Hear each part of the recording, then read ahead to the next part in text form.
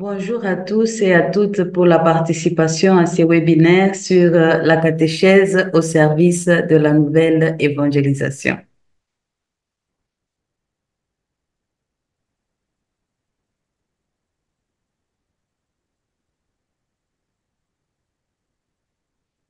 La catéchèse au service de la nouvelle évangélisation, c'est une proposition faite par le nouveau directoire pour la catéchèse dans la partie intitulée La catéchèse dans la mission évangélisatrice de l'Église. Il s'agit de la première partie et en particulier dans le premier chapitre qui a pour titre La révélation et sa transmission. Nous allons donc dans cette rencontre répondre simplement à la question suivante. Quelles sont les caractéristiques de la catéchèse au service de la nouvelle évangélisation? Ou encore, quelles sont les orientations que le directeur propose pour la catéchèse au service de la nouvelle évangélisation? Il nous semble opportun de s'attarder sur l'expression nouvelle évangélisation. Nous allons à ce propos émettre quelques considérations concernant cette expression avant de répondre aux questions que nous nous sommes posées. Il faut rappeler que l'appel à trouver de nouvelles voies, de nouvelles formes d'évangélisation pour faire comprendre au monde contemporain l'évangile ou la doctrine de la foi est déjà présent dans le magistère de tant de papes avant Jean-Paul II. Il est également présent dans le Concile Vatican II, mais c'est Jean-Paul II qui a introduit avec toute la force de son enseignement la formule nouvelle évangélisation. Le pape Jean-Paul II a utilisé cette expression pour la première fois le 9 juin 1979 dans l'homélie qu'il a prononcée lors de son premier voyage apostolique en Pologne, à Noahuta, au sanctuaire de la Sainte Croix. À travers plusieurs déclarations, il a rappelé que là où la croix est élevée, c'est le signe que l'évangélisation commence. La croix étant le grand signe de l'amour de Dieu pour l'humanité. Faisant référence à la croix érigée non loin du sanctuaire où il a prêché, il a déclaré, je cite, « Nous avons reçu un signe, à savoir qu'au seuil du nouveau millénaire, en ces temps nouveaux, dans ces nouvelles conditions de vie, l'Évangile est à nouveau proclamé. » Toujours dans cette homélie, il ajoutera, une nouvelle évangélisation a commencé, presque comme s'il s'agissait d'une deuxième annonce, bien qu'en réalité, ce soit toujours la même. Le concept de nouveauté est repris 4 fois dans ces deux déclarations. Vous l'avez sûrement constaté. Nouveau millénaire, nouveau temps, nouvelles conditions de vie, nouvelle évangélisation. Il s'agit donc, en parlant de nouvelle évangélisation, de donner une réponse adéquate aux besoins et aux conditions dans lesquelles l'Église vit sa mission aujourd'hui. Il est bon de souligner que Jean-Paul II n'a pas seulement introduit cette expression, il l'a aussi explicité. Le pape a précisé ce que la nouvelle évangélisation n'est pas et ce qu'elle est. La nouvelle évangélisation, nous dit Jean-Paul II, n'est pas un nouvel évangile. La nouvelle évangélisation ne consiste pas en un nouvel évangile que nous construisons nous-mêmes à partir de notre culture ou de l'analyse que nous faisons des besoins humains. La nouvelle évangélisation, nous dit-il, ne consiste pas non plus à éliminer de l'évangile tout ce qui semble difficile à assimiler dans la mentalité d'aujourd'hui. Non, nous dit-il, la nouvelle évangélisation ne naît pas du désir de plaire aux hommes ou de gagner leur faveur. Elle naît plutôt de la responsabilité à l'égard du don que Dieu nous a fait dans le Christ, en qui nous avons accès à la vérité sur Dieu et sur l'homme, et à la possibilité d'une vie authentique. Il est important aussi de souligner que la nouvelle évangélisation commence par une certitude, l'insondable richesse du Christ. Dans une homélie prononcée en France en 1988, Jean-Paul II avait déclaré que le point de départ de la nouvelle évangélisation est toujours le Christ, sauveur de l'homme. Il avait également rappelé que les peuples d'aujourd'hui attendent la bonne nouvelle. En 1992, à Saint-Domingue, il a réaffirmé que la nouvelle évangélisation a pour point de départ la certitude qu'il existe dans le Christ une richesse insondable, qu'aucune culture ni aucune époque ne peut épuiser. En lui, c'est-à-dire dans le Christ, il y a une richesse à laquelle nous les hommes, sûrement les hommes et les femmes, pouvons toujours recourir pour nous enrichir. Cette richesse, c'est d'abord le Christ lui-même, sa personne, parce qu'il est notre salut. Par conséquent, la nouveauté dont il est question n'affecte pas le contenu du message évangélique, qui est immuable, qui ne change pas, puisque le Christ est le même hier, aujourd'hui et éternellement. En effet, il n'y a pas de véritable évangélisation si le nom, l'enseignement, la vie, les promesses, le royaume, le mystère de Jésus de Nazareth, le Fils de Dieu, ne sont pas proclamés. C'est ce que nous lisons au numéro 2 d'Evangelium Nuntiandi, le document du pape Paul VI. Parler de la nouvelle évangélisation selon Jean-Paul II, c'est parler d'une évangélisation nouvelle dans son ardeur, nouvelle dans ses méthodes, nouvelle dans ses expressions. Reprenons à ce propos une déclaration du pape Jean-Paul II à Saint-Domingue en 1992, la déclaration déjà citée. La nouveauté de l'action évangélisatrice que nous avons mentionnée concerne, dit-il, l'attitude, le style, l'effort et la programmation, ou comme je l'ai proposé en Haïti, l'ardeur, les méthodes et l'expression. Jean-Paul II a lui-même donné une explication et a souligné ce qui doit être pris en considération si une nouvelle évangélisation doit être mise en œuvre dans ces trois aspects.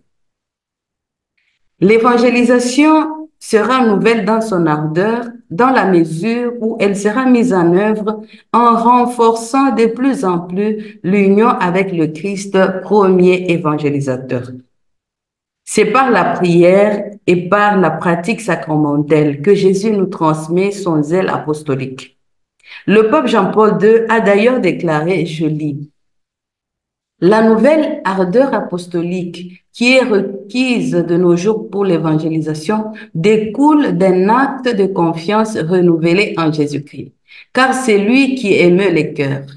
Il est le seul à avoir des paroles de vie pour nourrir les âmes qui aspirent à l'éternité. Il est celui qui nous transmet son feu apostolique dans la prière, dans les sacrements et en particulier dans l'Eucharistie. Il a également déclaré que la nouvelle évangélisation dans son ardeur présuppose une foi solide, une charité pastorale intense et une grande fidélité. Parlons maintenant de la nouvelle évangélisation nouvelle dans ses méthodes. L'évangélisation sera nouvelle dans ses méthodes selon Jean-Paul II si chaque membre de l'Église devient protagoniste de la diffusion du message du Christ. En effet, il rappelle que l'évangélisation est la tâche de tous les membres du Christ. Tous les fidèles, sous la conduite de leurs pasteurs, doivent être des véritables apôtres, et ce, dans les différents domaines de la vie, dans la famille, au travail comme dans la société, dans la vie privée comme dans la vie publique.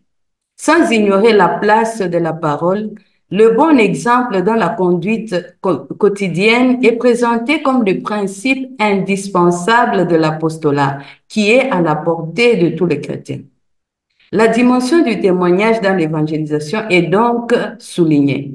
La première forme d'évangélisation est le témoignage. Il est donc clair pour Jean-Paul II que la nouvelle évangélisation sera nouvelle dans ses méthodes par l'implication de tous. Il avait par exemple encouragé les évêques français venus en visite à Dlimina en 1987 à former leurs chrétiens à la responsabilité, à promouvoir avec eux une nouvelle évangélisation, à unir les forces vives du diocèse dans des instances telles que les synodes. C'est donc ensemble que l'on peut trouver de nouvelles méthodes d'évangélisation. Devant les évêques de l'épiscopat latino-américain, il avait déclaré « Les temps nouveaux exigent que le message chrétien parvienne aux hommes d'aujourd'hui par de nouvelles méthodes d'apostolat et qu'il soit exprimé dans un langage et sous des formes accessibles à l'homme latino-américain qui a besoin du Christ et qui a soif de l'Évangile. À cette occasion, le pape Jean-Paul II a proposé une série de questions qui, à notre avis, peuvent aller au-delà du contexte géographique et même au-delà du contexte temporel dans lequel elles ont été formulées et accompagner ainsi l'action évangélisatrice aujourd'hui. Voici les questions qu'il a formulées. Comment rendre la réponse de l'Évangile accessible, pénétrante, valable et profonde pour l'homme d'aujourd'hui, sans altérer ou modifier en quoi que ce soit le contenu du message évangélique? Comment aller au cœur de la culture que nous voulons évangéliser? Comment parler de Dieu dans un monde qui connaît un processus croissant de sécularisation? Le pape Jean-Paul II a aussi parlé et explicité l'expression nouvelle évangélisation dans ses expressions. Le pape Jean-Paul II soutient qu'une évangélisation sera nouvelle dans ses expressions dans la mesure où les évangélisateurs seront attentifs à ce que dit le Seigneur, c'est-à-dire toujours dans une attitude d'écoute de ce que le Seigneur peut suggérer à tout moment.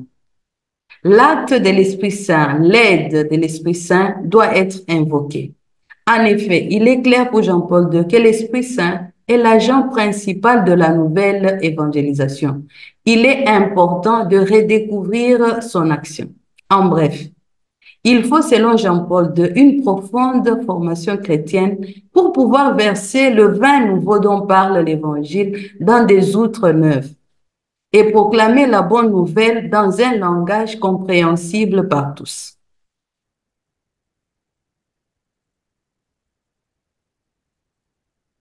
Parlons maintenant des destinataires de la nouvelle évangélisation. À qui s'adresse la nouvelle évangélisation?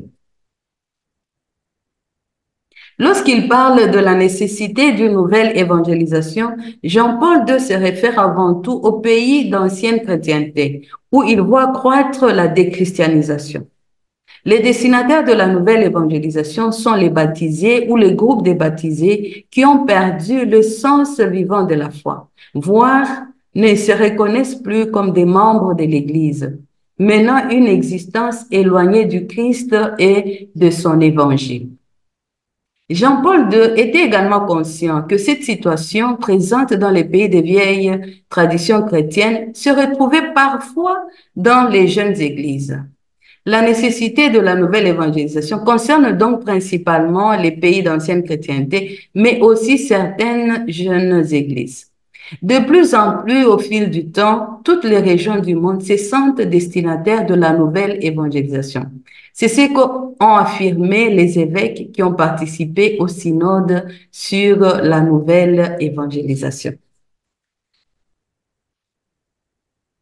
Dans leur message au peuple de Dieu, nous lisons, je cite, « Conduire les hommes et les femmes de notre temps à Jésus, à la rencontre avec lui, est une urgence qui touche toutes les régions du monde, celles de récentes tout autant que celles d'ancienne évangélisation. Partout, en effet, on ressent le besoin de raviver une foi qui risque de s'obscurcir en des contextes culturels qui entravent l'enracinement personnel de la foi, le rayonnement social de la foi, la clarté de contenu et le fruit. » Fin de citation. Dans certains contextes, la formule évangélisation en profondeur est également utilisée pour parler de la nouvelle évangélisation. C'est le cas, par exemple, en République démocratique du Congo. À la lumière des travaux du synode sur la nouvelle évangélisation, on est arrivé à la conclusion que la nouvelle évangélisation ou la nouvelle étape de l'évangélisation concerne toute la vie de l'Église et se réalise principalement dans trois domaines. Le premier domaine est le domaine de la pastorale ordinaire, qui s'adresse à tous ceux qui fréquentent régulièrement les communautés chrétiennes et à ceux qui, sans participer régulièrement au culte, sont intensément et sincèrement attachés à la foi catholique. Le deuxième domaine est celui des baptisés, qui cependant ne vivent pas les exigences du baptême, n'ont pas une appartenance cordiale à l'Église et n'expérimentent plus la consolation de la foi. Et le troisième domaine, c'est celui de ceux qui ne connaissent pas Jésus-Christ ou qui l'ont toujours rejeté. Pour chacun de ces domaines, le directoire propose des attentions appropriées. Le destinataire de cette nouvelle évangélisation est aussi l'Église elle-même. Rappelons à cet égard la phrase de Paul VI, reprise dans le directoire. Je cite, « L'Église commence par s'évangéliser elle-même. » Cette idée a également été reprise dans le message au peuple de Dieu sur la nouvelle évangélisation plutôt, dans lequel nous lisons « L'œuvre de la nouvelle évangélisation consiste à proposer au cœur et à l'esprit des hommes et des femmes de notre temps, et surtout à nous-mêmes, la beauté et l'éternelle nouveauté de la rencontre avec le Christ. » Nous lisons plus loin dans le même message. Je cite, « Ne pensons pas surtout pas que la nouvelle évangélisation ne nous concerne pas personnellement. Ces jours-ci, à plusieurs reprises, des voix se sont levées parmi les évêques pour rappeler que pour pouvoir évangéliser le monde, l'Église doit avant tout se mettre à l'écoute de la parole. L'invitation à évangéliser se traduit en un appel à la conversion. » Fin de citation. Après avoir parlé des destinataires de la nouvelle évangélisation, nous allons parler du contenu de la nouvelle évangélisation. Et quel est le contenu de cette nouvelle évangélisation? Dans son exhortation sur la vocation des laïcs, Jean-Paul II a résumé le contenu de la nouvelle évangélisation comme suit. « L'homme est aimé de Dieu. » Telle est l'annonce si simple et si bouleversante que l'Église doit donner à l'homme. La parole et la vie de chaque chrétien peuvent et doivent faire retentir ce message. Et quel est ce message? Dieu t'aime. Le Christ est venu pour toi. Pour toi, le Christ est le chemin, la vérité et la vie. La déclaration de Saint François d'Assise sur ce qu'est évangéliser un homme va dans ce sens et peut donc inspirer l'évangélisation aujourd'hui. Saint François d'Assise dit, « Évangéliser un homme, vois-tu, c'est lui dire, toi aussi, tu es aimé de Dieu dans le Seigneur Jésus. » Et pas seulement le lui dire, mais le penser réellement.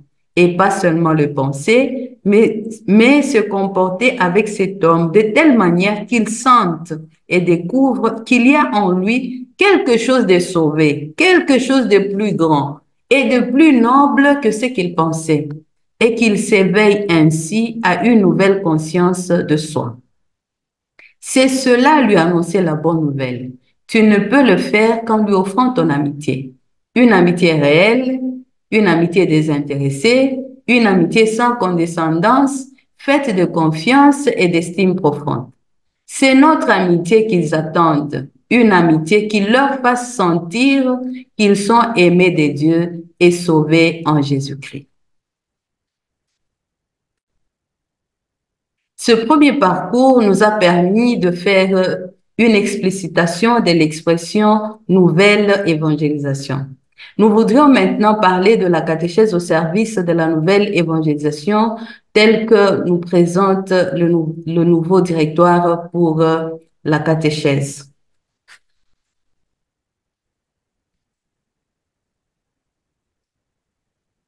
Et donc, nous allons parler maintenant de la catéchèse au service de la nouvelle évangélisation dans le nouveau directoire pour la catéchèse.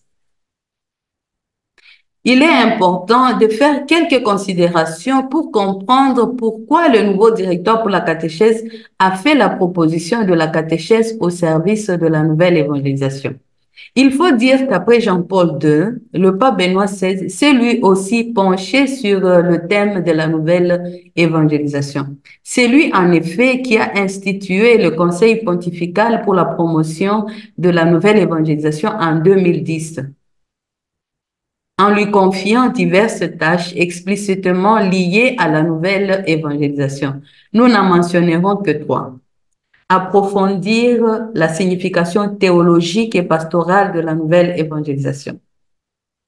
Faire connaître et soutenir les initiatives liées à la nouvelle évangélisation déjà en place dans les différentes églises particulières et promouvoir la mise en œuvre de nouvelles initiatives. Étudier et encourager l'utilisation des formes modernes de communication en tant qu'outil de la nouvelle évangélisation.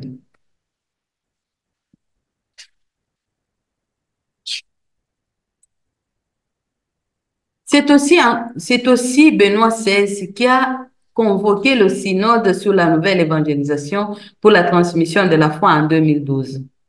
Et en 2013, afin d'intensifier la relation entre la catéchèse et la nouvelle évangélisation, il a transféré les compétences en matière de catéchèse de la Congrégation pour le clergé au Conseil pontifical pour la promotion de la nouvelle évangélisation. En 2020, comme nous le savons, le Conseil pontifical pour la promotion de la nouvelle évangélisation publiera ce nouveau directoire pour la catéchèse, un directoire qui a été approuvé par le pape François. Nous voudrons maintenant parler des orientations du directeur pour la catéchèse concernant la catéchèse au service de la nouvelle évangélisation. Et nous allons contextualiser cette proposition. Il est à noter que le nouveau directoire parle de la catéchèse au service de la nouvelle évangélisation dans la section où il parle de l'évangélisation dans le monde contemporain. S'appuyant sur Évangile Gaudium, le directeur pour la catéchèse nous conduit à regarder les défis de la nouvelle évangélisation avec réalisme et sans pessimisme, parce que Dieu est à l'œuvre.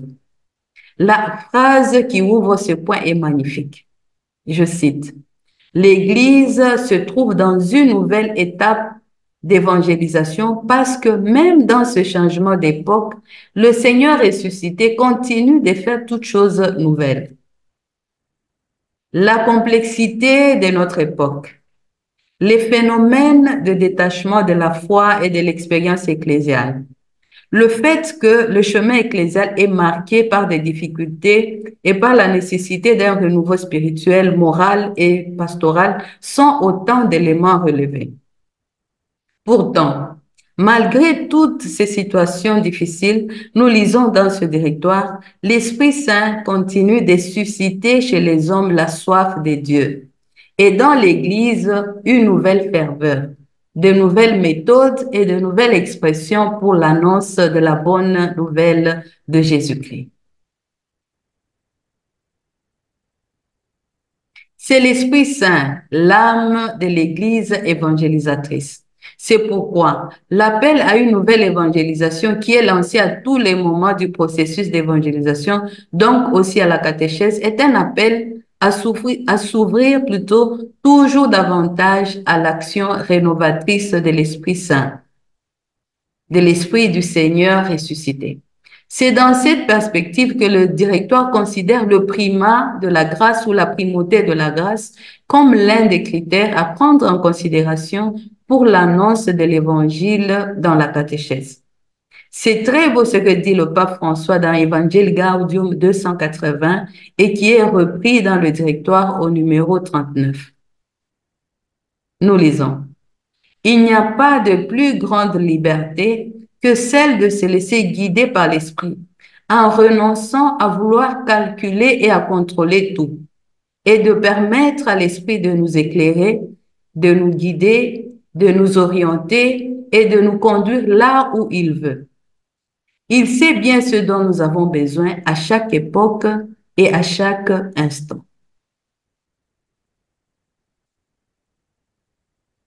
La spiritualité de la nouvelle évangélisation se réalise surtout aujourd'hui dans une conversion pastorale qui consiste en une sortie missionnaire.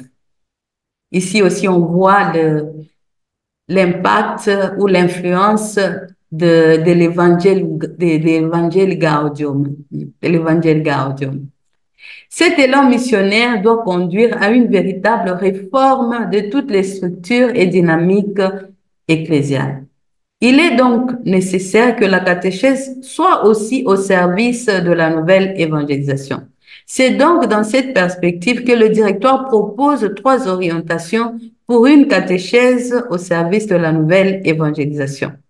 Il parle de la catéchèse en sortie missionnaire, de la catéchèse comme signe de la miséricorde et de la catéchèse comme laboratoire de dialogue.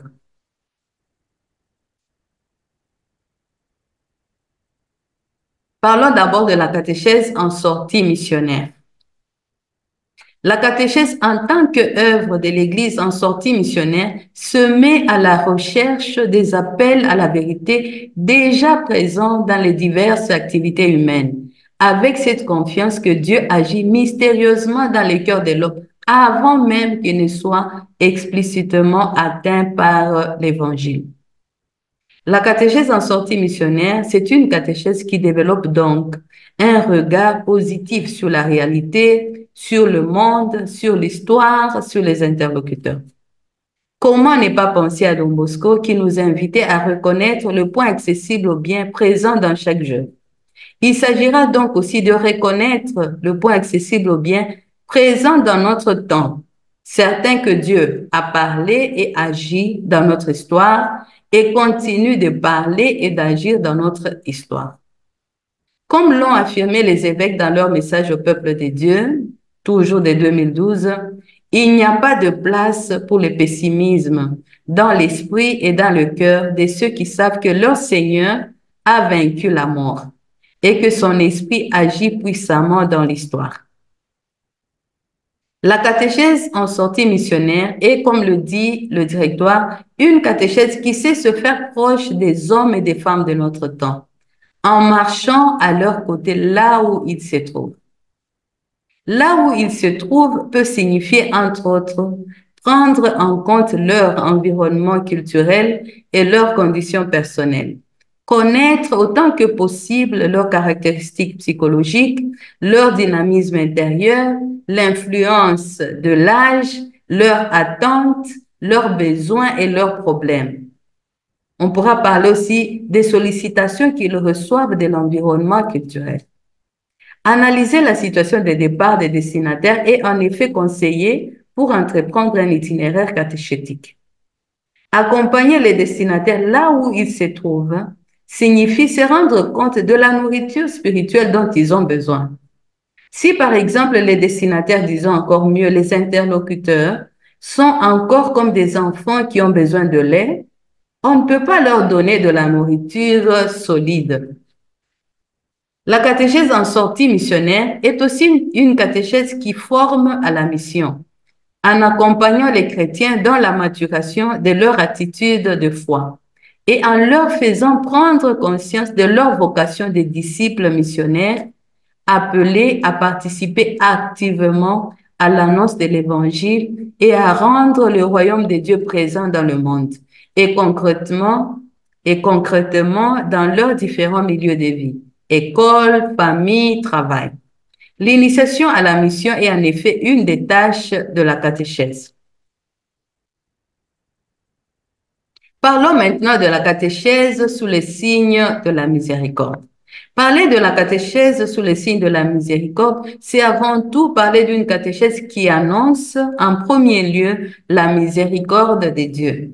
En effet, le directoire rappelle que l'amour du Christ est la première vérité que l'Église est appelée à proclamer.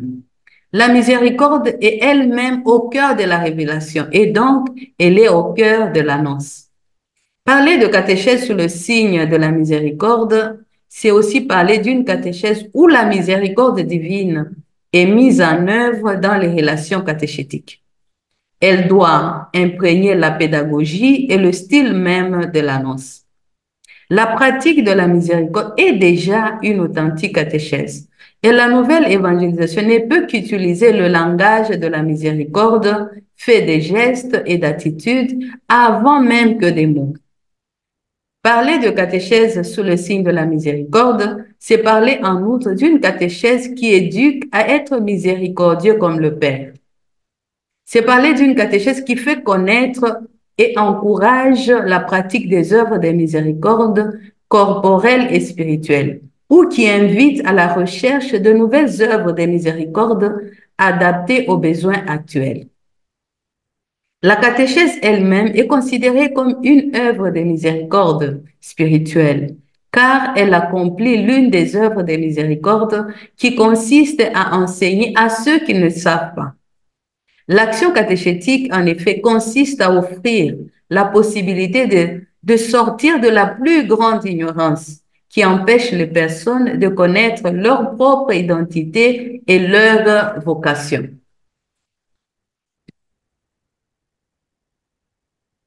Enfin, nous voudrions parler de la catéchèse comme laboratoire de dialogue. La catéchèse comme laboratoire de dialogue est une catéchèse qui se met à l'école de la révélation de Dieu, de la manière dont Dieu s'est révélé à l'homme tout au long de l'histoire du salut.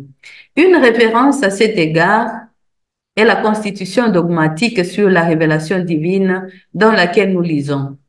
Le Dieu invisible s'adresse aux hommes dans son surabondant amour comme à des amis.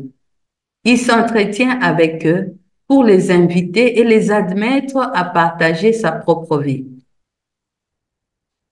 C'est donc une catéchèse appelée à accentuer le style dialogal à l'exemple de Jésus, qui, comme avec la Samaritaine au bord du puits, s'arrête pour dialoguer avec tout homme afin de le conduire doucement à la découverte de l'eau vive. La catéchèse, en tant que laboratoire de dialogue, donne donc une place importante aux échanges, à la parole des uns et des autres autour de la parole, et donc autour de la parole de Dieu. Elle ne peut donc être unidirectionnelle. En catéchèse, il n'y a pas que les catéchistes qui parlent. Nous aimerions conclure en proposant quelques questions pour une réflexion personnelle ou en groupe.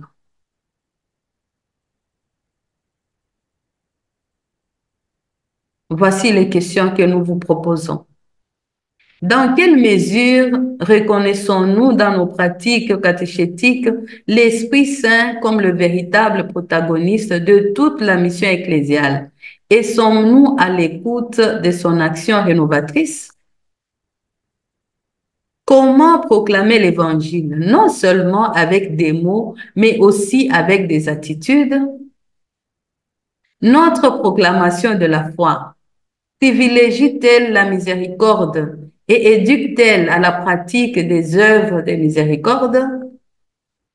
Comment nos catéchèses accordent-elles une place importante au dialogue?